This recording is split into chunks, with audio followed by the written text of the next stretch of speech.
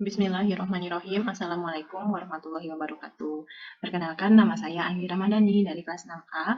Pada pertemuan kali ini, saya akan membahas materi tentang fungsi analitik dan fungsi harmonik pada mata kuliah analisis kompleks. Selamat menyaksikan.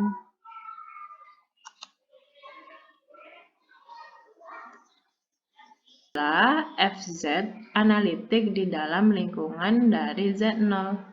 Jadi, keanalitikan Fz ini di Z0.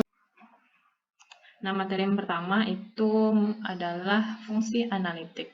Dengan definisi, suatu fungsi W sama dengan Fz dikatakan analitik di titik Z sama dengan Z0, suatu domain D, jika Fz terdefinisi dan dapat diturunkan pada setiap titik dari D.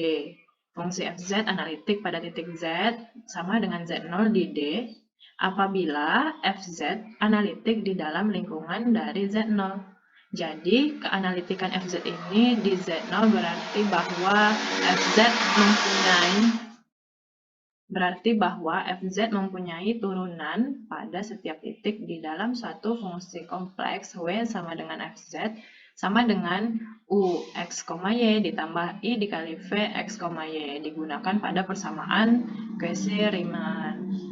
Nah, untuk definisi yang kedua, fungsi W sama dengan Fz dikatakan analitik di Z0 jika Fz0 ada di Z0 dan ada pada suatu lingkungan Z0. Dan sebaliknya, jika Fz0 ada, belum tentu F analitik di Z0. Nah, untuk contohnya, fungsi Z sama dengan mutlak Z kuadrat ini tidak analitik di setiap titik Z pada bidang Z.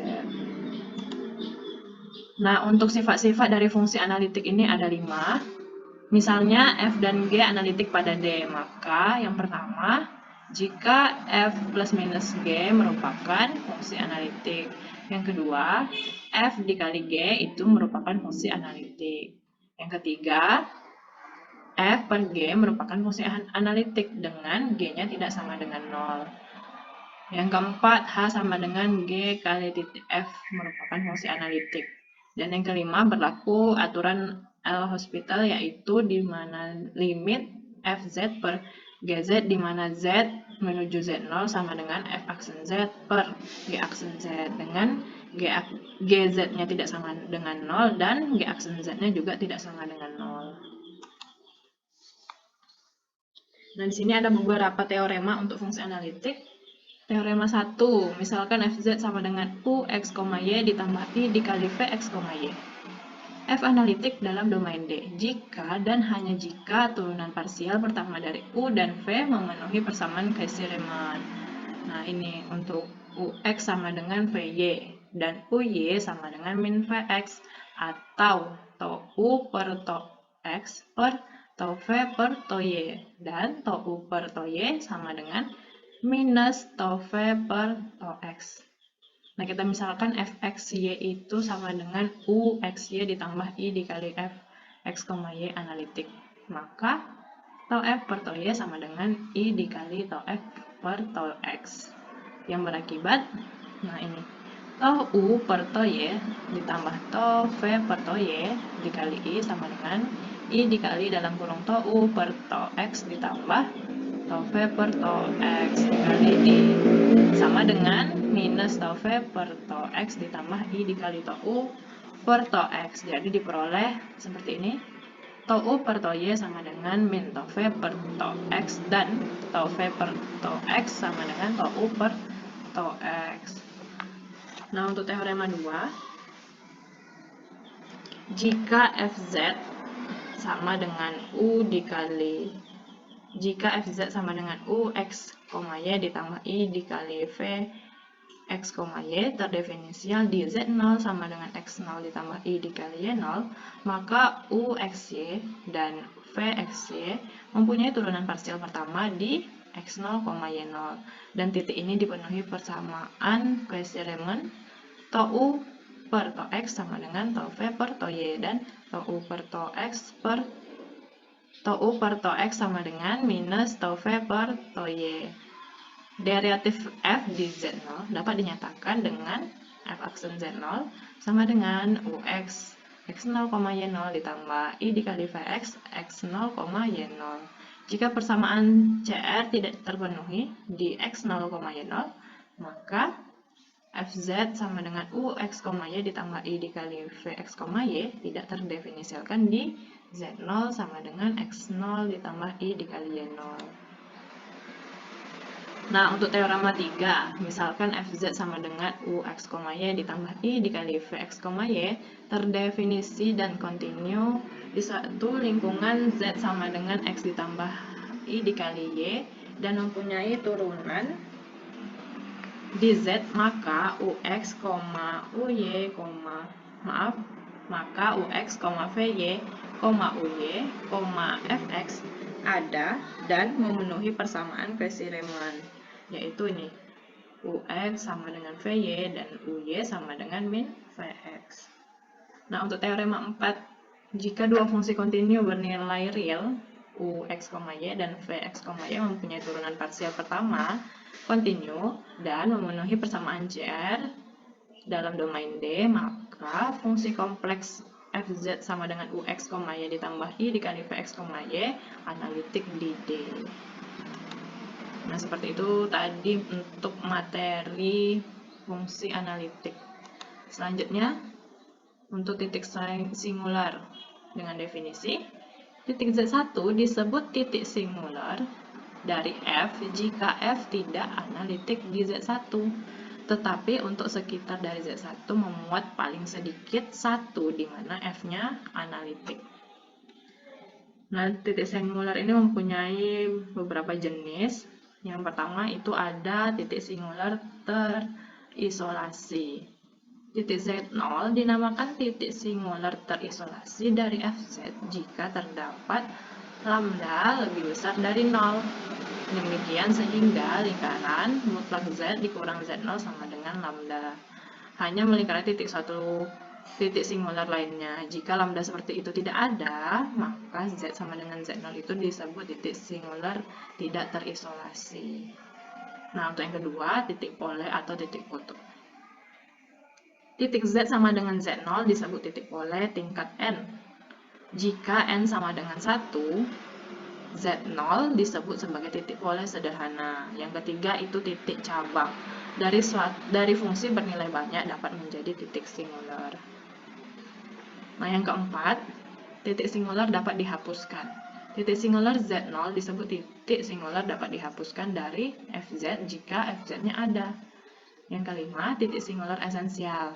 Titik singular Z0, titik singular Z sama dengan Z0 yang tidak memenuhi syarat titik singular pole, titik cabang, atau titik singular yang dapat dihapuskan disebut dengan titik singular esensial.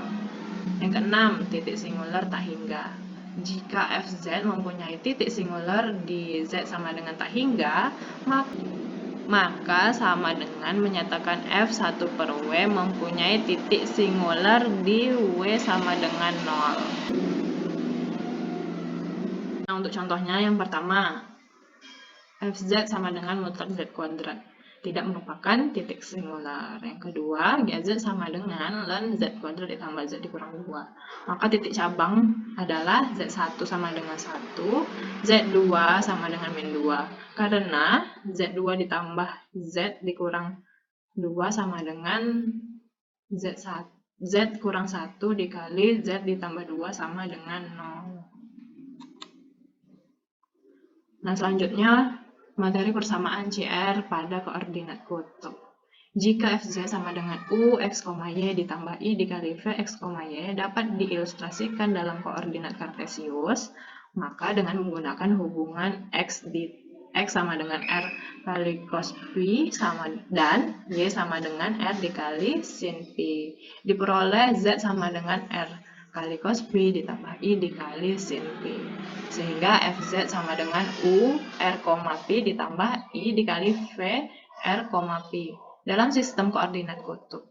Jika Fz sama dengan U R, Pi ditambah I dikali V R, Pi terdiferensial dan kontinu pada titik R0, Pi 0, dan jika dalam titik tersebut UR, UP, VR, VP ada dan kontinu di R0, P0 dan dipenuhi CR, yaitu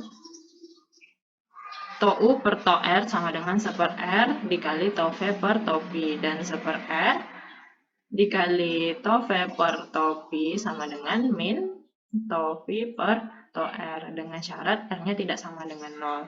Maka F aksen Z ada di Z sama dengan Z0. Dan F aksen Z sama dengan cos P0 dikurang I dikali sin P0 dikali UR dikali UR R0, P0 ditambah I dikali VR R0, P0. Nah, selanjutnya itu ada materi fungsi harmonik. Dengan definisi, misalkan Fz sama dengan U, X, Y ditambah I, V, X, Y analitik pada D, maka U dan V mempunyai turunan parsial di semua orde yang kontinu pada D. Jadi, dalam D berlaku persamaan CR, yaitu X sama dengan VY dan UY sama dengan min VX. Karena turunan parsial dari U dan V kontinu dalam D, maka berlaku Vxy sama dengan Vyx. Jika dalam Ux sama dengan Vy dan Uy sama dengan min Vx terderivatifkan parsial terhadap X dan Y, maka X dan Y ini elemen dari D. Sehingga berlaku Uxx ditambah Uyy sama dengan 0, dan Vxx sama dengan Vyy sama dengan 0. Jika F analitik pada D, maka U dan V pada D memenuhi persamaan Laplace dalam dua dimensi, yaitu tau kuadrat Pi per tau X kuadrat sama dengan tau kuadrat Pi per tau Y kuadrat sama dengan 0. U dan V, di mana Vz sama dengan Ux, Y ditambah I dikali Vx, Y analitik pada sumbu domain, maka Fz harmonik pada domain tersebut. Dua fungsi U dan V sedemikian hingga Vz sama dengan Ux, Y ditambah I dikali Vx, Y analitik dalam suatu domain dinamakan dua fungsi yang harmonik konjugat dalam domain itu. Nah, selanjutnya dalam pembahasan contoh soal. Contoh soal yang pertama yaitu tentukanlah fungsi analitik Fz sama dengan Ux, Y ditambah I kali Vx, Y apabila diketahui U sama dengan X pangkat 4 dikurang 6X kuadrat Y kuadrat ditambah Y pangkat 4. Nah, untuk penyelesaiannya kan tadi persamaannya itu U sama dengan X pangkat 4 dikurang 6X kuadrat Y kuadrat ditambah Y pangkat 4. Jadi yang pertama itu kita cari dulu turunan terhadap X. Ini turunan terhadap X-nya jadinya kan 4X pangkat 3. Dan yang ini jadinya min 12X Y kuadrat. Nah, untuk turunan terhadap Y, yang ada variabel Y-nya aja, berarti yang ini dan yang ini. Yang ini jadinya min 12X kuadrat Y ditambah Y pangkat 4 ini jadinya turunannya 4Y pangkat 3. Konjugat harus memenuhi, nah kita harus memenuhi ini. Tau U per tau X sama dengan tau V per tau Y, dan tau U per tau Y sama dengan min tau V per tau X. Sehingga tau V per tau Y sama dengan 4X pangkat 3 dikurang 12X Y kuadrat. Lalu untuk yang X-nya 12X kuadrat Y ditambah 4Y pangkat 3. Sehingga didapatkan V-nya itu 12 per 3 X pangkat 3 Y dikurang 4X Y pangkat 3 ditambah HY. Nah, untuk tau V per tau Y-nya sama dengan 4X pangkat 3 dikurang 12X Y kuadrat ditambah tau HY per tau Y. Apabila dibandingkan, maka tau HY per tau Y ini sama dengan 0, sehingga HY sama dengan C. Maka V sama dengan 4X pangkat 3Y dikurang 4X Y pangkat 3 ditambah C. Nah, yang tadi kan fungsi analitiknya ini. Fz sama dengan Ux, Y ditambah I kali Vx, Y. Jadi kita dapatkan untuk Ux, Y-nya ini. X pangkat 4 dikurang 6X kuadrat, Y kuadrat ditambah Y kuadrat ditambah I 4X ditambah I dikali 4X pangkat 3Y dikurang 4X Y pangkat 3 ditambah C, sehingga didapatkan Fz-nya itu sama dengan Z pangkat 4 ditambah I kali C.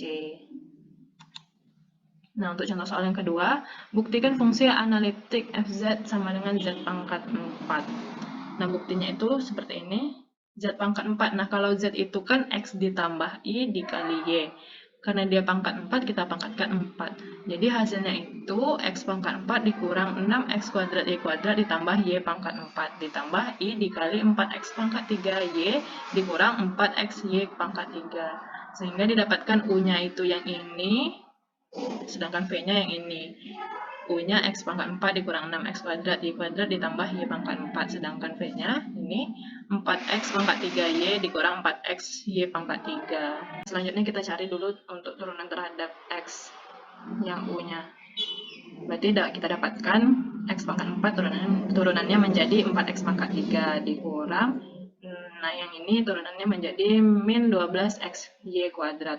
Nah untuk ini yang U turunan, kita cari turunan Y-nya.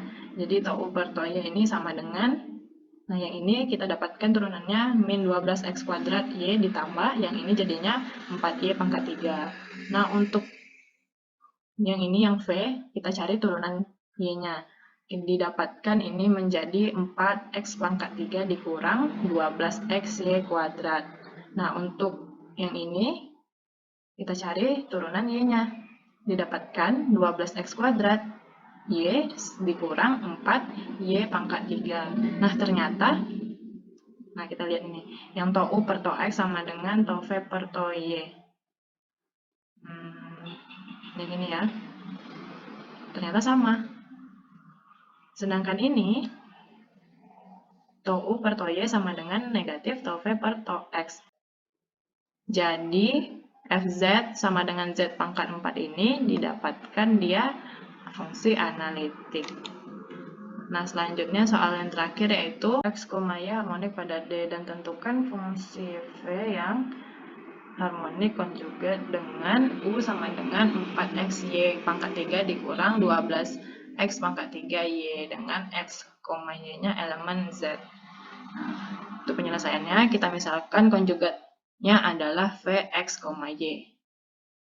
Jadi, Vz sama dengan Ux, Y ditambah I dikali Vx, Y, analitik pada Z, sedemikian hingga berlaku persamaan CR, yaitu Ux sama dengan Vy dan Uy sama dengan min Vx. Jadi kita cari dulu Ux-nya itu berarti 4Y pangkat 3 dikurang 12X kuadrat Y.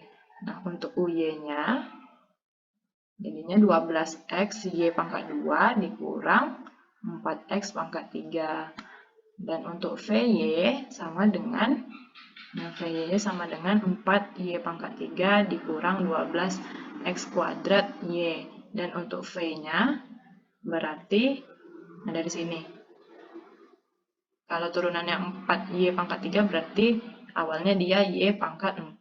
Dan yang ini berarti awalnya negatif 6X kuadrat Y kuadrat ditambah GX. Nah, karena Fx sama dengan Uy, Fx sama dengan Uy, maka min 12XY kuadrat ditambah G aksen X sama dengan min 12XY kuadrat ditambah 4X kuadrat. Sehingga diperoleh G aksen X-nya 4X pangkat 3. Jadi, karena turunannya 4X pangkat 3, berarti dia awalnya itu X pangkat 4 ditambah C. Jadi diperolehlah nilai V-nya itu sama dengan Y pangkat 4 dikurang 6X kuadrat Y kuadrat ditambah X pangkat 4 ditambah C. Nah, sekian yang dapat saya sampaikan. Jika ada kesalahan ataupun kekurangan, saya mohon maaf. Mudah-mudahan video ini bermanfaat untuk kita semua. Sampai jumpa untuk pertemuan materi selanjutnya. Wabillahi taufiq wal hidayah. Wassalamualaikum warahmatullahi wabarakatuh.